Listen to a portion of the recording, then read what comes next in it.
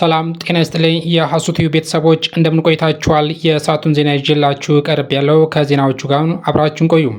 ሸዋሊድ አንድነትና ህብረ ብሔራዊነት የሚጎላበት በዓል ነው። አቶ ኦርዲን በድሪ ሸዋሊድ አንድነትና ህብረ ብሔራዊነት የሚጎላበት በዓል ነው ሲሉ የሐረሪ ክልል ርዕሰ መስተዳድር ኦርዲን በድሪ ገለጹ።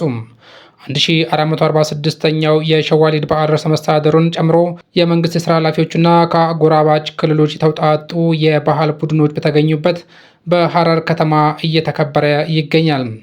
ርዕሰ መስተዳድር ኦርዲን በድሪ በዚህ ወቅት ሸዋሊድ አንድነትና ህብረ ብሔራዊነት የሚጎላበትና ከክልሉ አልፎ በኢትዮጵያና በዓለም አቀፍ ደረጃ እውቅና ያተረፈ በዓል መሆኑን ገልጸዋል።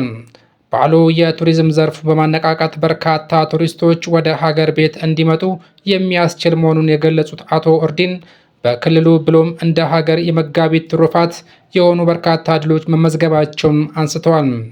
የሸዋሊድ በዓል ጨምሮ ሌሎች ታሪካዊ ቅርሶች እሴቶቻቸውን ጠብቀው ለትውልድ ለማስተላለፍ እየተሰራ መሆኑንም ተናግረዋል።